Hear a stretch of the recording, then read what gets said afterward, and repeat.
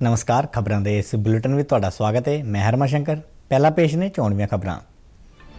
प्रधानमंत्री नरेंद्र मोदी नवा संसद भवन भलके देश नूं समर्पित करनगे। प्रधानमंत्री 75 रुपए का एक सिक्का भी जारी करनगे।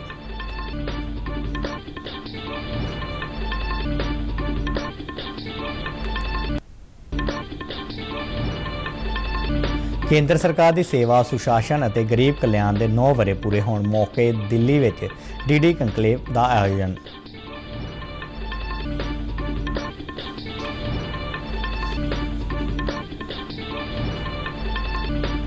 पंजाब भारतीय जनता पार्टी के प्रधान अश्विनी शर्मा ने नीति आयोग की मीटिंग में ना जाण ते मुख्यमंत्री की की आलोचना।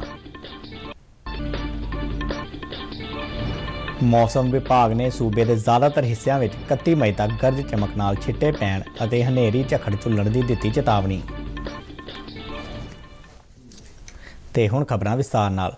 प्रधानमंत्री नरेंद्र मोदी नवे संसद भवन नूं कल देश नूं समर्पित करनगे। नवा संसद भवन वास्तुकला का शानदार नमूना है और देश की तरक्की का गौरवशाली प्रतीक है। इसकी अंदरूनी सजावट देश की उच्च सभ्याचारक विरासत नूं दर्शाउंदी है।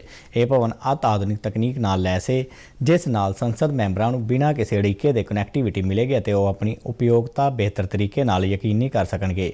65,000 वर्ग मीटर वाला यह कंपलैक्स खेतरी कला, शिल्प और सभ्याचारक विरासत की एक झलक है, जिस विच आधुनिक भारत की विविधता ते गतिशीलता की झलक देखने को मिलती है। नवे संसद भवन में लोक सभा में मैंबरों के बैठन की समर्था वधा के 888 की गई है। इसकी अंदरूनी सजावट राष्ट्रीय पंछी मोर तो प्रेरित है। कमेटी के कमरिਆਂ में सुचारू चर्चा और विचार वटांदरे लिए उन्नत तकनीक की वरतों की गई है। नवे संसद भवन की लाइब्रेरी की वरतों संसद मैंबरों तो इलावा खोजकर्ता भी कर सकणगे। वातावरण के अनुकूल होने कारण इस भवन को प्लैटिनम रेटिंग दी गई है। उद्घाटन की शुरुआत पूजा नाल होवेगी और इस विच कई मन्ने परमन्ने नेता शामिल होणगे। पूजा मगरों ये महत्वर शख्सियतां नवे भवन विच लोक सभा और राज सभा का निरीक्षण करनगियां। इस मगरों प्रधानमंत्री पवित्र प्रतीक सेनगोल नूं हासिल करके लोक सभा के स्पीकर की कुर्सी लागे विधि विधान नाल इस नूं स्थापित करनगे। इस नूं डिजाइन करने वाले मूल जौहरी और तमिलनाडु के पुजारी भी इस मौके मौजूद रहेंगे। प्रधानमंत्री मोदी इस मौके 75 रुपए का एक नवा सिक्का भी जारी करनगे। नवे संसद भवन के उद्घाटन मौके प्रधानमंत्री नरेंद्र मोदी उन्हां कर्मयोगियों का खास तौर पर सन्मान करनगे, जिन्हां अपनी मेहनत नाल भारत के लोकतंत्र के इस नवे मंदिर नूं बेहद ही घट समय विच एक शानदार रूप दे के तैयार किया है। केंद्रीय गृह मंत्री अमित शाह ने प्रधानमंत्री नरेंद्र मोदी वालों पोस्ट की गई नवे संसद भवन की एक वीडियो नूं रीट्वीट किया है। अपने ट्वीट में उन्होंने लिखा कि नवे संसद भवन की शानदार झलक देख के समूचा देश खुश है।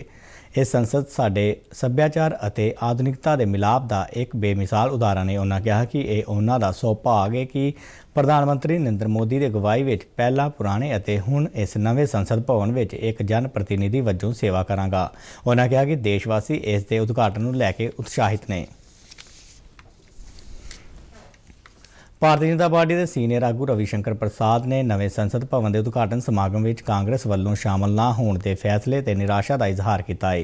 उन्होंने कहा कि इस समागम से कांग्रेस पार्टी सियासत कर रही है और अज लोगों सामने कांग्रेस पार्टी ते राहुल गांधी का सच सामने आ गया है। मोदी विरोध में आप कहां तक जाएंगे? संसद के शिलान्यास में आप नहीं आएंगे, उसके उद्घाटन में आप नहीं आएंगे। मोदी जी की अंतर्राष्ट्रीय लोकप्रियता बढ़ी है, उस पर भी टीका करेंगे।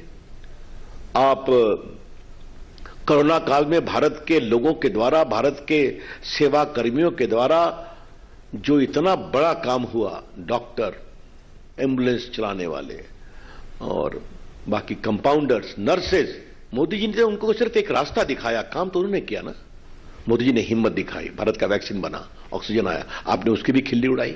और अब तो इससे तो आपके सीधे आपके प्रदेश की जनता प्रभावित होने वाली है, क्योंकि उनके महत्वपूर्ण मुद्दे जो 100 चर्चा होने वाले हैं, उसके बारे में आपके यहां का रोड मैप बनाने में कठिनाई होगी। फैसले होंगे तो आप कहेंगे कि we are not party to it. आपको बुलाया गया तो आप आएंगे नहीं।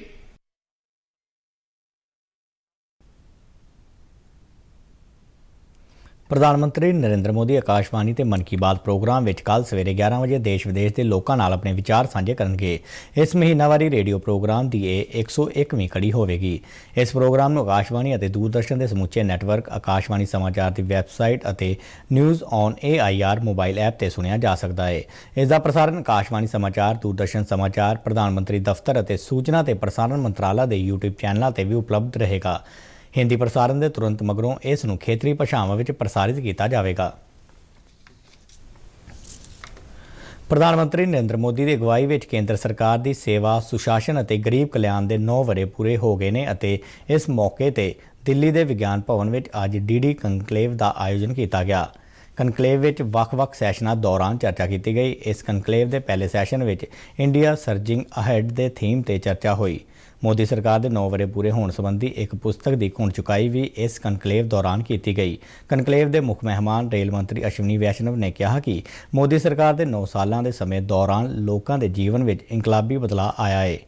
कनकलेव को संबोधित करदਿਆਂ केंद्रीय सूचना और प्रसारण मंत्री अनुराग सिंह ठाकुर ने कहा कि पहला ਦੀਆਂ सरकारां ने योजनावां लोगों तक नहीं पहुँचाईयां, पर मौजूदा सरकार अंत्योदय के टीचे को पूरा कर रही है। पिछले 9 वरियां में 27% गरीबों को गरीबी रेखा तो ऊपर चुकया गया है।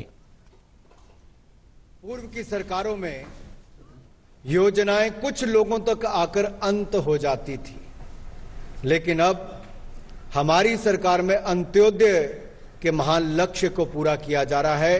पंक्ति के अंत में खड़े हुए व्यक्ति के जीवन में सुधार लाने का कार्य किया जा रहा है।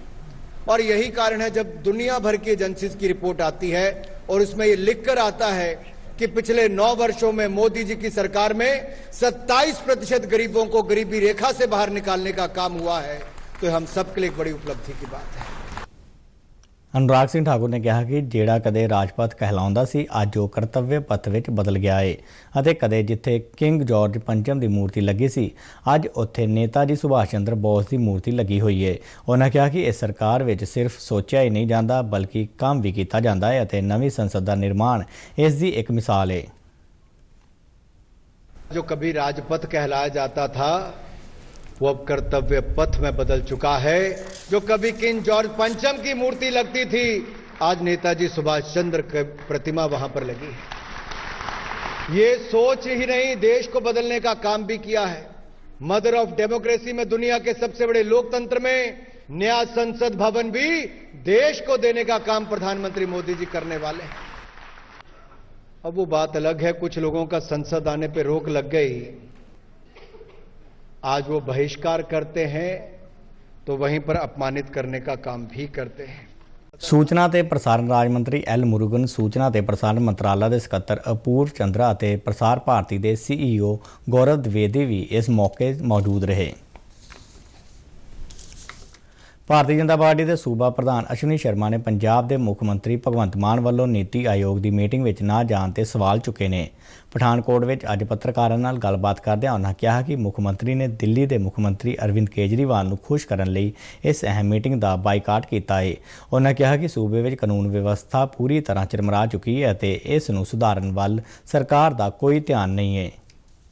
ये नीति आयोग की मीटिंग से ना जाने का जिहड़ा निर्णय लै रहे ने वो RDF फंड के कारण नहीं है, वो केवल क्योंकि मोदी का विरोध करना है और विरोधियों के नाल अपने आप को जोड़ के दिखाना है और केजरीवाल को खुश करना है, क्योंकि केजरीवाल की दिल्ली की सरकार सिर तो लैके पैरों तक भ्रष्टाचार से लिबड़ी पई है। इस करके सारिਆਂ ਨੂੰ खुश करने के चक्कर च ये पंजाब का नुकसान मान साहब कर रहे हैं। मैं उन्होंने ये कहना चाहना कि पंजाब के प्रति अपनी जवाबदेही बनाओ।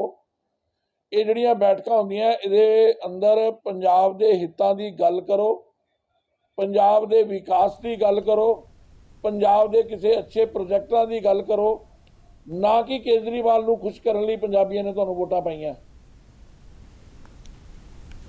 ਦੇਸ਼ ਵਿੱਚ ਸਕੂਲੀ ਅਤੇ ਉਚੇਰੀ ਸਿੱਖਿਆ ਵਿਚਾਲੇ ਪਾੜਾ ਦੂਰ ਕਰਨ ਅਤੇ ਨਵੀਂ ਸਿੱਖਿਆ ਨੀਤੀ 2020 ਨੂੰ ਅਸਰਦਾਰ ਢੰਗ ਨਾਲ ਲਾਗੂ ਕਰਨ ਤੇ ਚਰਚਾ ਦੇ ਮਕਸਦ ਨਾਲ doctor BR Ambedkar NIT Jalandhar ਵਿਖੇ 9 ਤੋਂ 11 ਜੂਨ ਤੱਕ 3 ਦਿਨ ਦੇ ਕੌਮੀ ਸਿੱਖਿਆ ਮਹਾਕੁੰਭ ਦਾ ਆਯੋਜਨ ਕੀਤਾ ਜਾਵੇਗਾ। ਵਿਦਿਆ ਭਾਰਤੀ ਉੱਤਰ ਖੇਤਰ ਦੇ ਸੰਗਠਨ ਮੰਤਰੀ ਵਿਜੇ ਨੱਡਾ ਨੇ DAV ਯੂਨੀਵਰਸਿਟੀ ਸਰਮਸਤਪੁਰ ਵਿਖੇ ਅੱਜ ਇੱਕ ਪ੍ਰੈਸ ਕਾਨਫਰੰਸ ਦੌਰਾਨ ਇਹ ਜਾਣਕਾਰੀ ਦਿੱਤੀ ਅਤੇ ਦੱਸਿਆ ਕਿ NIT ਤੇ ਸਰਵ ਹਿਤਕਾਰੀ ਸਿੱਖਿਆ ਕਮੇਟੀ ਪੰਜਾਬ ਰਲ ਕੇ ਇਹ ਆਯੋਜਨ ਕਰਨਗੇ। ਇੱਕ ਰਿਪੋਰਟ। ਦੇਸ਼ ਵਿੱਚ ਇਸ ਵੇਲੇ ਤਕਰੀਬਨ 30 ਕਰੋੜ ਬੱਚੇ ਸਕੂਲੀ ਤੇ ਉਚੇਰੀ ਸਿੱਖਿਆ ਹਾਸਲ ਕਰ ਰਹੇ ਨੇ। ਇਹਨਾਂ ਬੱਚਿਆਂ ਨੂੰ ਭਵਿੱਖ ਦੀਆਂ ਜ਼ਰੂਰਤਾਂ ਪੂਰੀਆਂ ਕਰਨ ਵਾਲੀ ਸਿੱਖਿਆ ਮਿਲੇ, ਇਸ ਬਾਰੇ 9 ਤੋਂ 11 ਜੂਨ ਤੱਕ ਹੋਣ ਵਾਲੇ 3 ਦਿਨ ਦੇ ਇਸ ਸਿੱਖਿਆ ਮਹਾਕੁੰਭ ਵਿੱਚ ਵਿਸਥਾਰ ਨਾਲ ਚਰਚਾ ਕੀਤੀ ਜਾਵੇਗੀ। विजय नड्डा अनुसार इस शिक्षा महाकुंभ ਨੂੰ ਲੈ ਕੇ खास उत्साह है। 9, 10, 11 जून को NIT जलंधर में national conference on recent advances in school education विषय पर शिक्षा महाकुंभ का आयोजन किया जा रहा है। पूरे पंजाब और पूरे देश में इस आयोजन के प्रति बहुत ही उत्साह दिखाई दे रहा है। समाज जीवन के प्रत्येक क्षेत्र से सरकार, प्रशासन, उद्योग और शिक्षा जगत से बड़ी संख्या में लोग इसमें भाग ले रहे हैं। विजय नड्डा अनुसार सिक्ख्या खेत्र की कामयाबी विच समाज के हर व्यक्ति का सहयोग होना जरूरी है ਅਤੇ ਇਸ ਸਿੱਖਿਆ ਮਹਾਕੁੰਭ ਵਿੱਚ ਲੋਕਾਂ ਨੂੰ ਸਿੱਖਿਆ ਖੇਤਰ ਨਾਲ ਨੇੜੋਂ ਜੋੜਨ ਤੇ ਵਿਚਾਰ ਵਟਾਂਦਰੇ ਦੇ ਨਾਲ-ਨਾਲ 3 ਅਹਿਮ ਬਿੰਦੂਆਂ ਤੇ ਵਿਚਾਰ ਕੀਤਾ ਜਾਵੇਗਾ। इस आयोजन का उद्देश्य है कि राष्ट्रीय शिक्षा नीति को धरती पर क्लासरूम तक ले जाने के लिए और शिक्षा नीति के प्रकाश में वर्तमान चुनौतियों का समाधान खोजने की दृष्टि से प्राचीन गुरुकुल या भारतीय शिक्षा पद्धति को वर्तमान आवश्यकताओं के अनुरूप ढालना कैसे किया जा सकता है, इस विषय पर skill India, entrepreneurship, job seeker के बजाय जॉब प्रोवाइडर हमारी नौजवान पीढ़ी बने। और आखिर तीसरे दिन जो हायर इंस्टीट्यूशंस हैं, कॉलेज, यूनिवर्सिटीज, NIT, IIT, ये स्कूलों को अडॉप्ट करें और उनका शिक्षा के स्तर को, शैक्षिक स्तर को ऊंचा उठाने के लिए प्रयास करें। इस सिक्ख्या महाकुंभ के दफ्तर का उद्घाटन यूनीवर्सिटी विच कीता गया। इस सिक्ख्या महाकुंभ विच पंजाब के राज्यपाल बनवारी लाल पुरोहित तो इलावा केंद्रीय सिक्ख्या मंत्री धर्मेंद्र प्रधान ਅਤੇ ਸਨਅਤ ਤੇ ਵਣਜ ਰਾਜ ਮੰਤਰੀ ਸੋਮ ਪ੍ਰਕਾਸ਼ ਸਮੇਤ ਵੱਡੀ ਗਿਣਤੀ ਵਿੱਚ ਸਿੱਖਿਆ ਮਾਹਰ ਹਿੱਸਾ ਲੈਣਗੇ। ਸਿੱਖਿਆ ਦੇ ਖੇਤਰ ਵਿੱਚ ਤਕਰੀਬਨ 22 ਅਜਿਹੇ ਵਿਸ਼ੇ ਚੁਣੇ ਗਏ ਨੇ ਜਿਸ ਤੇ ਸਿੱਖਿਆ ਮਾਹਰ ਆਪਣਾ ਧਿਆਨ ਕੇਂਦਰਿਤ ਕਰਨਗੇ ਅਤੇ ਪੇਪਰ ਪੇਸ਼ ਕਰਨਗੇ।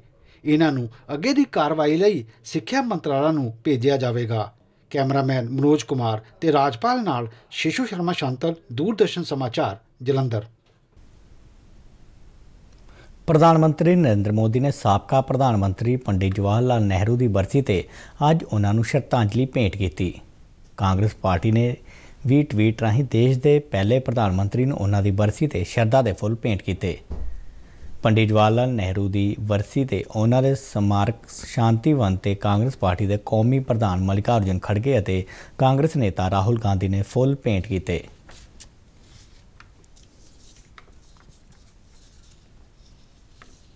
ਪੰਜਾਬ ਦੇ ਕਈ ਹਿੱਸਿਆਂ ਵਿੱਚ ਬੀਤੀ ਰਾਤ ਹਲਕਾ ਮੀਂਹ ਪਿਆ ਅਤੇ ਗੜੇਮਾਰੀ ਹੋਈ। ਕਈ ਥਾਵਾਂ ਤੇ ਇਸ ਗੜੇਮਾਰੀ ਨਾਲ ਟਮਾਟਰ, ਮੂੰਗੀ, ਮੱਕੀ ਅਤੇ ਝੋਨੇ ਦੀ ਪਨੀਰੀ ਨੂੰ ਨੁਕਸਾਨ ਪੁੱਜਿਆ ਹੈ। ਅੱਜ ਦਿਨ ਵਿੱਚ ਮੌਸਮ ਸਾਫ਼ ਰਿਹਾ ਅਤੇ ਤੇਜ਼ ਧੁੱਪ ਨਿਕਲੀ। ਇਸ ਨਾਲ ਸੂਬੇ ਦੇ ਘੱਟੋ ਘੱਟ ਤਾਪਮਾਨ ਵਿੱਚ 0.2 ਡਿਗਰੀ ਸੈਲਸੀਅਸ ਦਾ ਵਾਧਾ ਦਰਜ ਕੀਤਾ ਗਿਆ ਹੈ। ਹਾਲਾਂਕਿ ਇਹ ਆਮ ਤਾਪਮਾਨ ਨਾਲੋਂ 7.2 ਡਿਗਰੀ ਘੱਟ ਹੈ। ਮੌਸਮ ਵਿਭਾਗ ਨੇ ਅੱਜ ਪੱਛਮੀ ਤੇ ਪੂਰਬੀ ਮਾਲਵਾ ਦੇ ਇਲਾਕਿਆਂ ਵਿੱਚ ਗਰਜ ਚਮਕ ਨਾਲ ਛਿੱਟੇ ਪੈਣ ਅਤੇ 40 ਤੋਂ 50 ਕਿਲੋਮੀਟਰ ਪ੍ਰਤੀ ਘੰਟੇ ਦੀ ਰਫ਼ਤਾਰ ਨਾਲ ਤੇਜ਼ ਹਵਾਵਾਂ ਚੱਲਣ ਦੀ ਚੇਤਾਵਨੀ ਜਾਰੀ ਕੀਤੀ ਹੈ। ਇਸੇ ਤਰ੍ਹਾਂ 29 ਤੋਂ 31 ਮਈ ਤੱਕ ਸੂਬੇ ਦੇ ਜ਼ਿਆਦਾਤਰ ਇਲਾਕਿਆਂ ਵਿੱਚ ਗਰਜ ਚਮਕ ਨਾਲ ਛਿੱਟੇ ਪੈ ਸਕਦੇ ਨੇ ਅਤੇ ਤੇਜ਼ ਹਵਾਵਾਂ ਚੱਲ ਸਕਦੀਆਂ ਨੇ। ਖਬਰਾਂ ਦੇ ਬੁਲਟਨ ਸਾਡੇ ਦਰਸ਼ਕ RN DDK ਜਲੰਧਰ ਦੇ YouTube ਚੈਨਲ, Facebook ਪੇਜ ਅਤੇ Twitter ਹੈਂਡਲ ਤੇ ਵੀ ਦੇ ਸਕਦੇ ਨੇ। ਬੁਲਟਨ ਦੇ ਅਖੀਰ ਵਿੱਚ ਚੋਣਵੀਆਂ ਖਬਰਾਂ ਇੱਕ ਵਾਰ ਫਿਰ ਤੋਂ। ਪ੍ਰਧਾਨ ਮੰਤਰੀ ਨਰਿੰਦਰ ਮੋਦੀ ਨਵਾਂ ਸੰਸਦ ਭਵਨ ਭਲਕੇ ਦੇਸ਼ ਨੂੰ ਸਮਰਪਿਤ ਕਰਨਗੇ। ਪ੍ਰਧਾਨ ਮੰਤਰੀ 75 ਰੁਪਏ ਦਾ ਇੱਕ ਨਵਾਂ ਸਿੱਕਾ ਵੀ ਜਾਰੀ ਕਰਨਗੇ।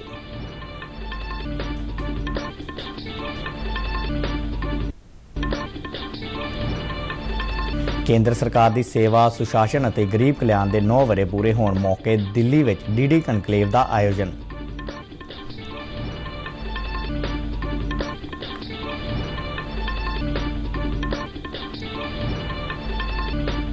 ਪੰਜਾਬ ਭਾਰਤੀ ਜਨਤਾ ਪਾਰਟੀ ਦੇ ਪ੍ਰਧਾਨ ਅਸ਼ਵਨੀ ਸ਼ਰਮਾ ਨੇ ਨੀਤੀ ਆਯੋਗ ਦੀ ਮੀਟਿੰਗ ਵਿੱਚ ਨਾ ਜਾਣ ਤੇ ਮੁੱਖ ਮੰਤਰੀ ਦੀ ਕੀਤੀ ਆਲੋਚਨਾ।